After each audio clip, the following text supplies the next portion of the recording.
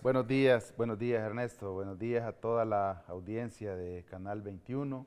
Gracias por acompañarnos en esta mañana y por supuesto gracias a ustedes por la oportunidad de venir a su espacio y platicar sobre cómo es la situación, ¿verdad? ¿Qué estamos haciendo?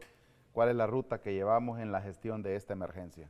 Bueno, sin duda alguna este tema de las emergencias pasa también por estudiar lo que hablaba anteriormente, ¿no? El impacto que esto ha tenido en la estructura agrícola, sin duda alguna, del país. Eso es Definitivamente evaluación, es consideración. es evaluación. De hecho, le cuento que es una de las actividades en las que ya estamos trabajando. En la gestión de una emergencia, Ernesto, básicamente hay 4 acciones muy puntuales, incluso podríamos llegar a 5. Número 1, inmediatamente un evento o una amenaza empieza a materializarse, la prioridad número 1 siempre debe ser búsqueda, rescate y evacuación de las personas. Las personas, la población es el elemento principal de la gestión de una emergencia en cualquier país. Nosotros, en función de eso, nos hemos adelantado un poco, incluso se solicitó, el señor presidente solicitó el establecimiento de un estado de emergencia nacional a fin de tener todos los recursos. Aspecto número 2, que es muy importante, la gestión de la asistencia humanitaria para que las personas que fueron previamente evacuadas o tempranamente evacuadas reciban todo lo necesario y por supuesto se les pueda incluso, Ernesto, prever la recuperación temprana.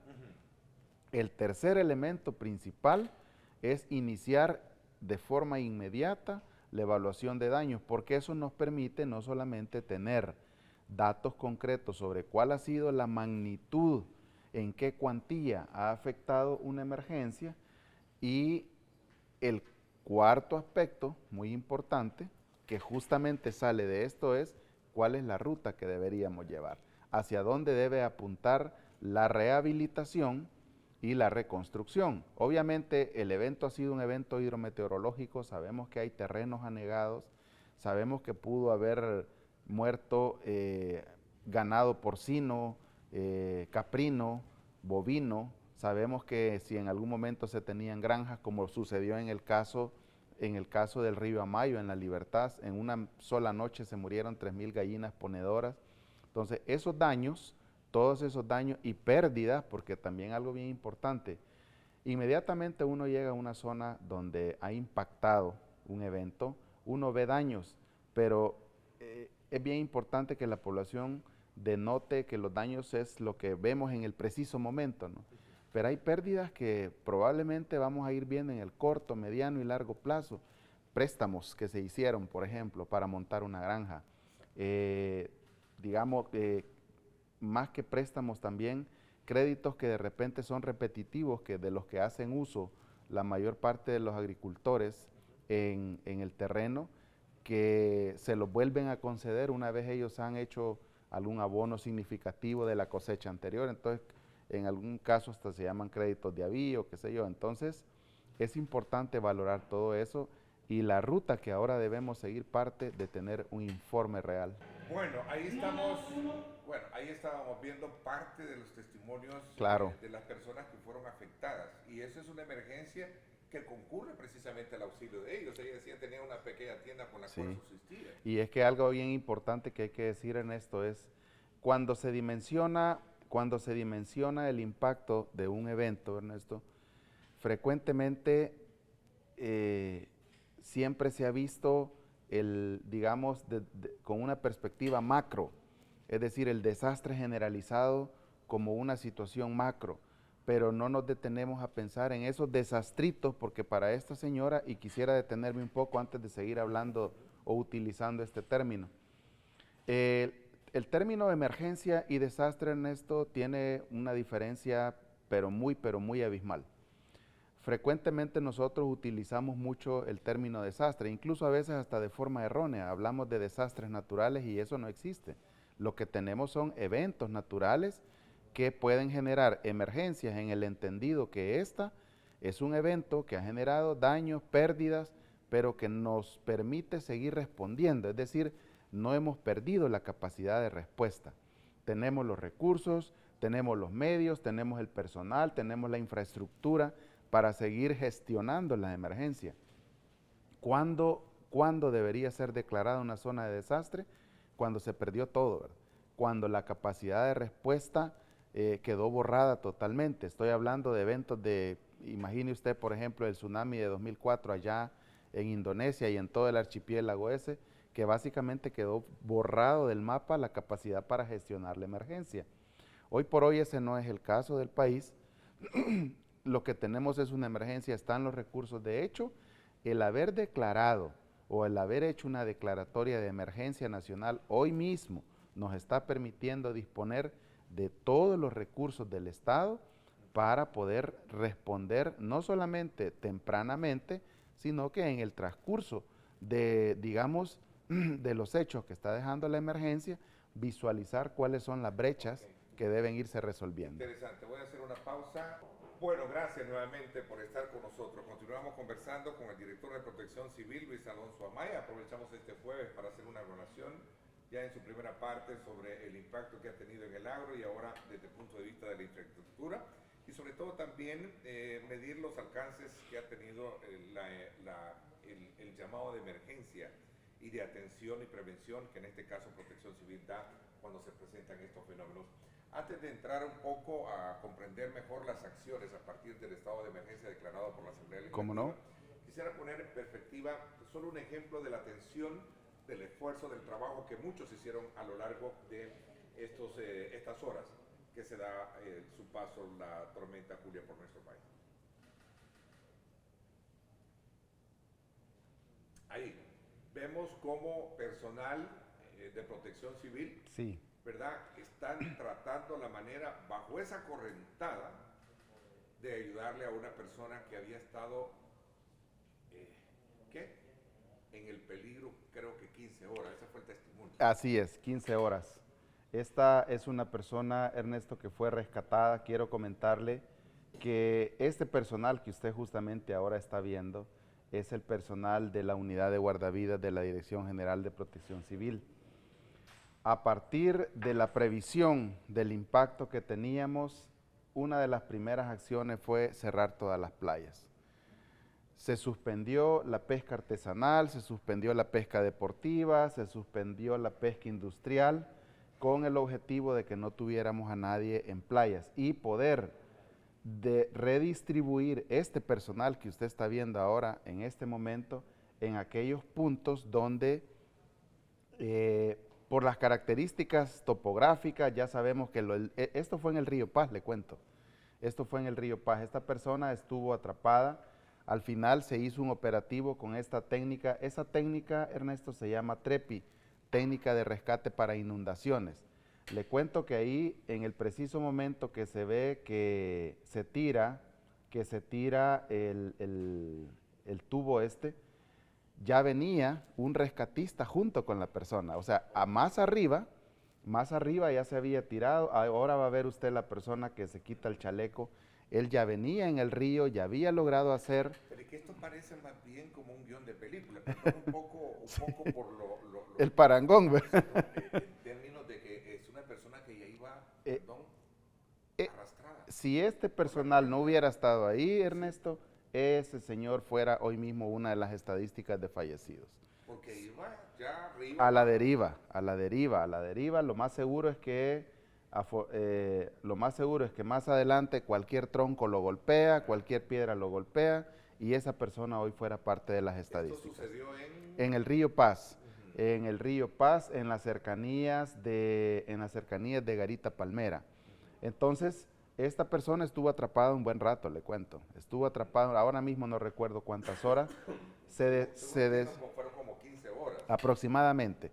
Se decidió hacer el operativo y nuestro guardavidas, a quien aprovecho felicitar, de verdad que se han fajado en el trabajo. Parte de este mismo personal, únicamente que en la zona oriental, en una sola tarde se rescataron 157 personas de la lotificación Santa Ana en el Río Grande, en la ribera del Río Grande de San Miguel. Esto está al oriente del puente Urbina en San Miguel. 157 personas en una tarde. Pues seguro habrá visto usted imágenes donde vemos ahí están justamente ayer Estas son imágenes de ayer disponiéndose para entrar a Puerto Parada, en Usulután, donde también se han hecho rescates. Así es que creo que hoy por hoy, Ernesto, es importante denotar todo el esfuerzo que se ha hecho con todas las instituciones del Sistema Nacional de Protección Civil. Procuramos que este tipo de situaciones que ahora mismo usted está viendo en pantalla no sucedieran. Procuramos, insistimos, mañana, tarde y noche evacuemos tempranamente, salgan. Ustedes conocen la zona, conocen cuál es el comportamiento de los ríos que están cerca de donde viven. En el análisis de riesgo, Ernesto, que hicimos nosotros al principio de la temporada invernal, allá por el mes de marzo y abril, cuando estábamos escribiendo el Plan Invernal 2022, y recordará en algún momento que platicamos sobre eso, le incluimos al plan 2 componentes, el componente de prevención y mitigación y el componente de preparación y respuesta. En el componente de prevención incluía tener dispuestos albergues temporales para no estar corriendo a última hora, para no estar buscando infraestructura que a veces terminan siendo los centros escolares porque, como sucedía en años anteriores, que pues no se ocupaba, no se tenía una visión prospectiva del riesgo. Entonces, nos ocupamos de preequipar albergues, nos ocupamos de tener recursos preposicionados en diferentes puntos a fin de gestionar la emergencia lo más adecuado posible. Insistimos en que se tenía que salir, se tenía que evacuar. Muchas de estas personas que han sido rescatadas, todavía el domingo por la mañana, hemos enviado equipos a pedirles que evacúen, no quisieron salir, pero lo que sucedió entre la madrugada del lunes y el lunes por la tarde es parte de nuestro trabajo también. O sea, es decir, el hecho de que una persona no haya querido salir de su casa cuando se le pidió, no significa que lo vamos a abandonar a su suerte, para nada. Es parte de nuestra responsabilidad, es parte del mandato que tenemos del presidente Nayib Bukele. Persuadirlo lo más que se pueda. Tratamos de persuadirlos lo más que pudimos. En algunos casos las personas, el domingo por la noche nosotros nos trasladamos junto al señor ministro de Gobernación y presidente de la Comisión Nacional de Protección Civil a la Unión. Establecimos allá una sala de crisis a fin de poder estar disponiendo de todas las acciones operativas. Eso también nos permitió, estando en el lugar de los hechos, como dicen ustedes, nos permitió tomar decisiones muy acertadas. Y al final, pues, establecimos operativos de rescate. Lo mismo sucedió, le cuento, en la zona del Tecomatal, en San Miguel, ¿verdad? Donde, gracias al apoyo de la Fuerza Armada, la policía, otra vez los equipos de búsqueda y rescate de la Protección Civil, justamente esa es la sala de crisis que habíamos establecido allá en el oriente, ¿verdad? Así es que hoy por hoy, Ernesto, puedo decirle con propiedad que hemos hecho, han sido horas bastante complicadas, poco dormir, poco comer, pero es nuestro trabajo y al final pues lo hacemos por convicción, porque nos gusta, ¿verdad? Ya los que tenemos buen rato de andar en este tema de las emergencias y desastres, escuchamos una sirena y nos pican los pies por... Sí, por supuesto, esto es parte de lo que realmente representa claro. Poder atender una emergencia de esa naturaleza. Los daños en estimaciones de infraestructura, bueno, el ministro de Obras Públicas en este momento también estaba dando declaraciones sobre cuán impacto había tenido Han sido cuantiosos, Ernesto. Cada una, inicialmente se hizo una evaluación de daños preliminar que permitió definir prioridad de acción. A partir de esa evaluación preliminar definimos que la prioridad número 1 era búsqueda, rescate, evacuación de personas. La segunda prioridad, habilitación de albergues. Todos los que ya estaban preequipados se pusieron a disposición. Número 3, provisión de agua y alimentos, abrigo, a fin de que las personas pues tuvieran lo necesario. Nuestro objetivo ha sido no ver a nadie en el suelo, durmiendo en el suelo. Eso no es digno, eso no es correcto, bajo ninguna perspectiva, sin importar que sea una emergencia crítica, no hay razón. Si los recursos se tienen, Ernesto, no hay razón para que una persona esté durmiendo en el suelo. Entonces, esas han sido las prioridades. Ahora con las evaluaciones ya, digamos, ya no preliminares, sino más precisas, cada uno de los sectores está haciendo lo propio para determinar en qué cuantía hemos tenido afectación. Por ejemplo, ya el Ministerio de Agricultura, que de paso le cuento, es la instancia coordinadora de la Comisión Técnica Sectorial de Infraestructura y Servicios, en su momento presentará en qué cuantía ha afectado Julia a lo relativo a conexión energética, conectividad vial, servicios básicos, todo eso. Y asimismo salud, asimismo también otros sectores, por ejemplo el tema del agro, que también es parte de la infraestructura, ¿no? Lo ve la misma comisión técnica, hay que puntualizar en todas esas zonas donde tuvimos anegamiento, ¿no? Algo bien importante, y hay que decirlo, es que en buena parte de los lugares donde, por ejemplo, en Usulután, tenemos mucho cultivo de maíz, en algunos lugares ya los agricultores ya habían sacado el maíz, ¿verdad? Por lo menos si sembraron tempranamente, ya indudablemente que han tenido seguramente daños, pérdidas en la segunda cosecha, que en temas de agricultura se llama cosecha postrera. Sí, sí, sí. Eso lo llamamos postriminio. Exactamente, cosecha postrera. Entonces, seguramente esa cosecha sí, probablemente ha tenido daños, hay que determinar con números precisos cuánto o en qué cuantía se ha afectado, y por supuesto a partir de ahí pues que hay que definir qué sigue, ¿verdad? ¿Qué sigue? A ver, ¿cuánto es el total de personas lamentables que perdimos? Lamentablemente, Ernesto, fueron 10 personas los fallecidos, 5. Estuve viendo 2 o 3 casos de ayer, no sé si de un niño, por cierto, que no sé si está dentro de esa lista o no. Sí, como no.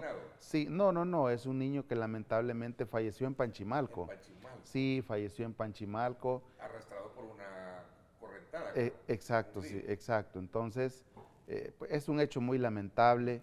Nosotros también, o sea, yo sé que de repente ya ni viene al caso mencionarlo, pero sí creo que debe quedar un precedente que cuando nosotros decimos no cruce ríos, no cruce quebradas, yo de verdad, Ernesto, no concibo como alguien, bueno, yo crecí en el campo, Ernesto, yo crecí en el campo, y a escasos metros de donde está la casa de mi abuela, con quien crecí, y una tía, todavía está esa quebrada. Entonces yo recuerdo muy bien que cuando llovía en Santa Tecla, lo primero que decía mi madre, decía: no se acerquen al río, no tienen permiso. Hay una cancha, digamos, entre la línea de casas y el río, y lo primero que decía es: no los quiero ver, pero ni en la cancha. Entonces, sentido común, ¿no? Sentido común. Entonces, los que hemos tenido la oportunidad de crecer cerca de una quebrada o de un río, conocemos el comportamiento. Si llueve en la zona alta, es obvio que en algún momento ese río va a tener una crecida. Entonces, ¿por qué aventurarnos? ¿Por qué osar cruzar un río cuando tenemos ese tipo de fenómenos? Han sido 10 personas fallecidas, 5 civiles y lamentablemente pues 5 militares que fallecieron en el colapso del muro, en el deslizamiento que se tuvo en Comasagua, ¿verdad? Cualquiera podría decir de repente, ver los números muy simplistas. Para nosotros no son números, son vidas que se perdieron. Ok, ¿y por qué yo le preguntaba, Luis Alonso, el tema de que cuántas personas fallecidas dejó esta tormenta? Para la magnitud del fenómeno, sé que es mucho, perder una vida es mucho, ¿no? Claro, claro. Pero pudo haber sido más si no se hubieran implementado todos estos operativos de persuasión, de orientación y de actuación para sacar gente del peligro. Definitivamente, definitivamente, mire. Para lo que fue el fenómeno, creo que hemos tenido... No sé si es bien feo sí, de repente es un poco complejo, pero yo creo que es importante denotar el trabajo que se ha hecho, ¿no? En algún momento, el sábado por la noche, que la Asamblea, y a solicitud del señor presidente Nayib Bukele, hacía la declaratoria de emergencia nacional, incluso se escucharon comentarios de decir no, ¿y por qué tan exagerado? ¿Por qué tiene que ser emergencia nacional? Ahora que nos damos cuenta de toda la afectación que hemos tenido, de todas las zonas que se inundaron, de todos los deslizamientos que hemos tenido, donde habían viviendas, han quedado viviendas soterradas, destruidas, en las que no había ya ni una sola persona. ¿Por qué no habían personas? Porque acataron la orden de evacuar. ¿Y por qué evacuaron? Porque teníamos recursos disponibles. ¿Y por qué teníamos recursos disponibles? Por la declaratoria de emergencia, ¿no? Porque eso nos ha permitido echar mano de todo. Ese es el cometido principal de una declaratoria de emergencia nacional, disponer de recursos humanos, mecánicos, infraestructura, todo lo necesario para poder llegar a donde están las personas, evacuarlas tempranamente, albergar tempranamente. Ahora mismo estamos enfocados justo en el marco de esta misma emergencia, estamos enfocados en la gestión de la asistencia humanitaria, ¿verdad? El Ministerio de Gobernación recibiendo como el centro de acopio principal, recibiendo donativos, gestionándolo, organizando ya paquetes que se le van a entregar a las personas. A los que están albergados se les está dando su alimentación. Atendiéndose en los albergues y cuáles albergues están habilitados. Con mucho gusto, Ernesto. Tenemos bueno, antes que nada comentarle un poco que son 58 los municipios en los que hemos tenido mayor afectación. De los 111 albergues que se tenían preequipados, ahora mismo hay 102 albergues activos. El total de personas evacuadas es de 2.837 personas. Anoche también se hicieron evacuaciones, ahora mismo a las 9 que tengamos la reunión ejecutiva para definir cuáles son las prioridades del día, cuál es el trabajo que sigue. Seguramente estos datos van a cambiar, pero al menos hasta ayer a las 8 de la noche teníamos 2.837 personas. Estos suman un promedio de 950 familias. Así es que digamos que ese es el consolidado de las personas que están en albergues. Tenemos uno en Aguachapán, 2 en Cabaña, 1 en Chalatenango, tenemos en Cuscatlán 7 albergues activados, en La Libertad hay 32, en La Paz hay 3, en La Unión hay 10, en Morazán son 10 también, en San Miguel 2, San Salvador 12, San Vicente 9, Santa Ana 2, Sonsonate 6 y en Usulután 5, que es donde, entre Usulután y San Miguel es donde básicamente hemos tenido la mayor parte de los rescates, ¿verdad? Así es que así están las estadísticas en este momento. Comentarle que la prioridad, insisto, sigue siendo la atención de estas personas, ¿no? Algo bien importante es que ya, por ejemplo, el equipo humanitario del país está activado. Importante decirle que en el país existe esta, digamos, estrategia de gestión de la asistencia humanitaria denominada equipo humanitario de país, del cual también nosotros somos parte, y por supuesto el Sistema Nacional de Protección Civil, que estuvo activado con mucho tiempo de antelación al impacto de este fenómeno. Hemos visto cómo instancias como el despacho de la primera dama ha estado muy atenta digamos, al cuidado psicosocial de los niños y de las personas adultas. ¿Cuáles son las necesidades que se tienen así de manera muy, bueno, se les facilita medicina? Bueno, realmente en cuanto a medicina es importante decir que el Ministerio de Salud hoy por hoy también es parte del sistema, exactamente. Entonces, hablando, digamos, de las prioridades de atención de las personas, estamos hablando de provisión de asistencia alimentaria, ¿verdad? Estamos trabajando, como le decía, en el Ministerio de Gobernación, se han recibido ya algunos donativos. Estamos buscando la forma de que esto se canalice de la forma más adecuada posible, que se pueda gestionar adecuadamente, rendir cuentas y ser transparentes en todo momento en la provisión de la asistencia humanitaria a las personas. A ver, ya para ir cerrando un poco este programa, se habla de una tormenta Car y una onda tropical. escuchaba al ministro de Medio Ambiente Sí, advertir también que se está examinando esta baja presión en el sector de México, exacto. ¿verdad? Que se está moviendo hacia el sur. Estos comportamientos de alguna Un manera ya poco nos dejan anómalo, un poquito, ¿verdad?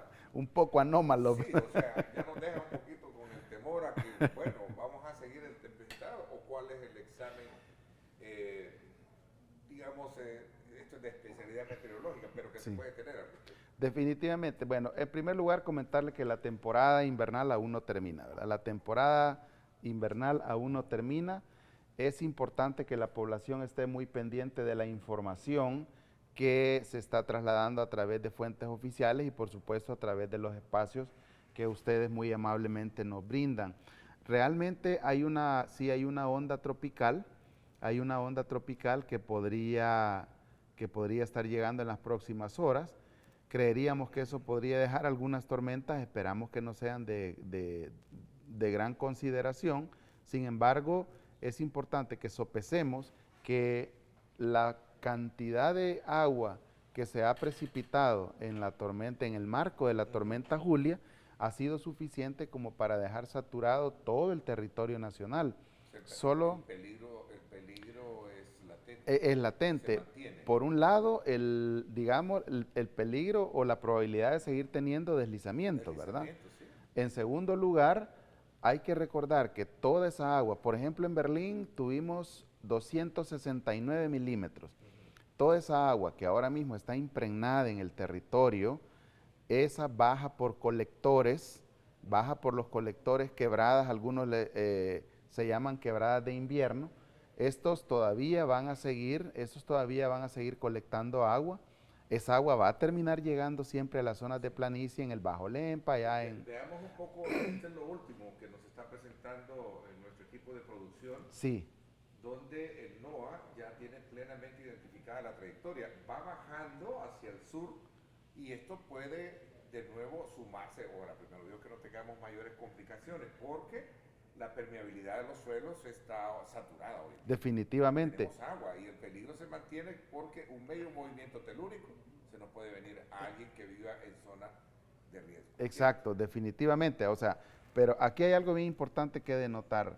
En primer lugar, Ernesto, que ese fenómeno está sucediendo porque justamente ya algunas masas de aire frío empiezan a bajar hacia el sur, ¿no? Entonces, ahora vemos cómo estos fenómenos que usualmente buscan latitudes mayores, estas mismas masas lo están empujando hacia el sur. Por un lado. Por otro, yo creo que aunque no sea un gran impacto el que podríamos tener, sí es importante denotar que estos fenómenos arrastran humedad del Pacífico hacia nuestro territorio y es ahí donde podríamos tener algún incremento en las precipitaciones. Por fortuna, creería yo, en el preciso momento que entre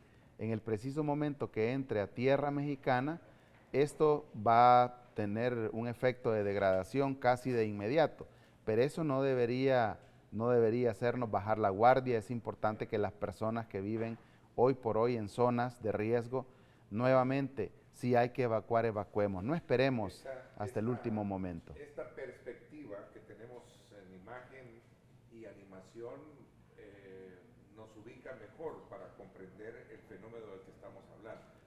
Aunado a eso, la reflexión que nos hace es motivo para llamar la atención de cada uno de nosotros, por supuesto, en casa, como responsables que debemos ser. Si estamos en zonas de peligro, pues salirnos cuanto antes. definitivamente, Poder padecer de cualquier tipo de situaciones como en la ocurrencia, Ernesto, en la ocurrencia de un hecho lamentable, siempre hay 2 y hasta 3 componentes. Número 1, la probabilidad de que ocurra. Número 2, la previsión del caso. Y número 3, hacer caso omiso, ¿verdad?, a las recomendaciones. Entonces, hoy por hoy, número 1, estemos sabedores que el suelo está húmedo, que vamos a seguir teniendo algunos deslizamientos. Número 2, es importante que si la situación es inminente a partir de la información científica que nos llega, pues demos paso al número 3, acatemos la recomendación.